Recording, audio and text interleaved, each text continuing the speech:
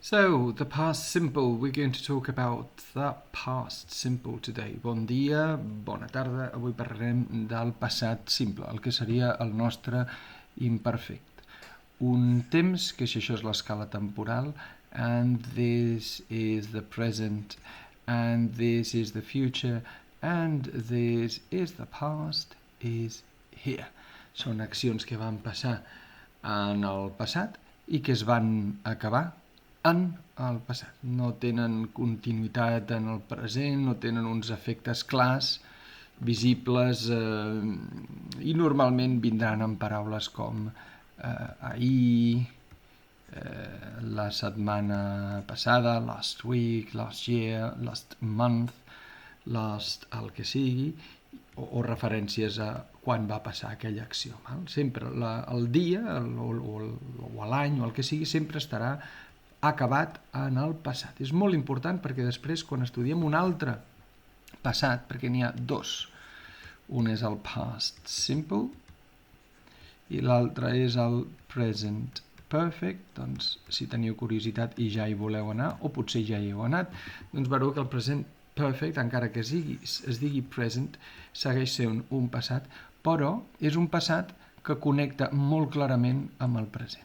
I l'imperfecte, el past simple, no. És una cosa que va passar i en el moment en què va passar, allà es va acabar. Molt bé. Comencem amb les afirmacions i veurem que és molt, molt, molt senzill. Tan senzill que aquest vídeo l'acabarem de seguida. Molt bé. Anem a posar aquí totes les formes dels pronoms de subjecte. Posarem I, you, he, she, it, we, you, and they. I veurem primer que hi ha dos rutes per on aconseguir el passat. La primera ruta és la regular, que ens demanarà que fem que acabi el verb en ed. I la segona és la irregular, que ens farà que el verb possiblement canviï totalment. Ara ho explicarem. Anem a veure, els regulars. Doncs anem a agafar el verb treballar i posarem I worked. You worked. Perquè no canvia.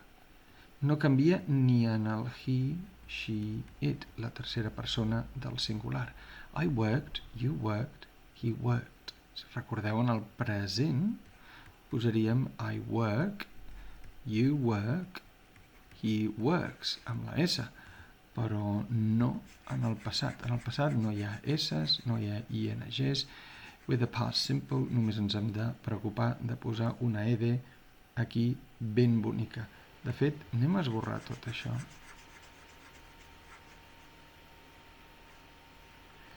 I anem a fer això. Per economia, per estalvi. I anem a posar worked.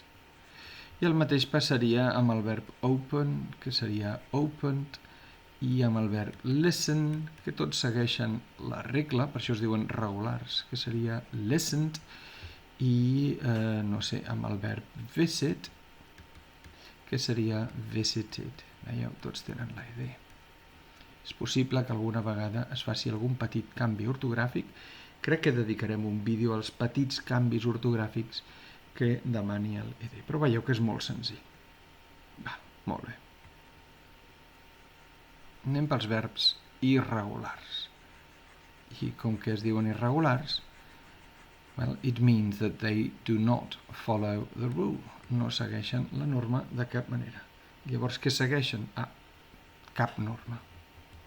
Segurament el vostre professor en el llibre o potser en unes fotocòpies us haurà donat una cosa que es diu irregular verb list i tindrà 4 columnes, la primera, la segona, la tercera i la quarta. La primera diríem que és el present, la segona és el passat, que és el que ens interessa, la tercera és el participi de passat que ens interessarà quan fem els temps perfectes, i la quarta sol ser la traducció, the translation. I llavors doncs haureu vist que teniu una llista tot de verbs en infinitiu, en la forma bàsica, ordenats alfabèticament, oi que sí? I després els seus passats. En alguns canvien, en altres canvien una miqueta, en altres canvien molt poc. Aquesta d'aquí, la segona, és la que ens interessa ara. Veureu que també té terceres columnes, que a vegades són iguals que la segona, perfecte, a vegades no, a vegades acaben en N, bé, el que sigui, i després les traduccions. Molt bé, doncs insisteixo, la que ens interessa és la segona columna. I per tant, allà veurem que si el verb write és write, wrote, written,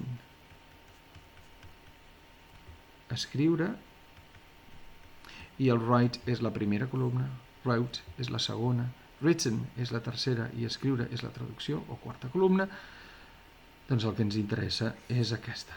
Per tant, si volíem dir jo vaig escriure, tu vas escriure, ella va escriure, qui sigui va escriure, haurem de dir wrote.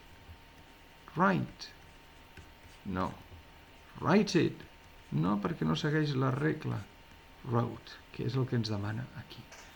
I si en comptes del verb write fos un altre, doncs no sé, fos el sing, el cantar, doncs agafaríem quina columna? Come on. Which column is going to prove useful? Well, the second column. It's always the second column with the past simple. So the verb sing, if you remember, is sing, sang, sung, cantar. Ens interessa la segona, així que I sang vol dir jo vaig cantar. Quan? No sé, quan era petit, en un festival que feien a l'escola. You sang. Quan? Doncs quan t'ho van demanar al casament de la teva germana, jo què sé, què m'expliques? He sang, she sang, it sang, i no li posem S, no li posem res, només li posem la segona columna. I fins aquí, the past simple, which really in affirmative sentences, in statements, també anomenats statements, ja ho sabeu, doncs no presenta cap complicació, només que si et toca la mala sort, en teoria, mala sort, ja veurem que tampoc és mala sort, de que és un irregular, doncs has de saber la segona columna. Enfrontar-se en el passat, explicar coses que t'han passat, les teves experiències, les coses que has viscut durant les vacances, sense saber-se els verbs irregulars, és limitar-se moltíssim. I llegir qualsevol història que tingui a veure amb el que va passar, i suposo que estareu d'acord que normalment les històries s'expliquen en passat, sense saber-se els verbs irregulars, doncs és anar molt malament preparat i això no ho volem, oi que no? Doncs vinga, a estudiar els verbs irregulars.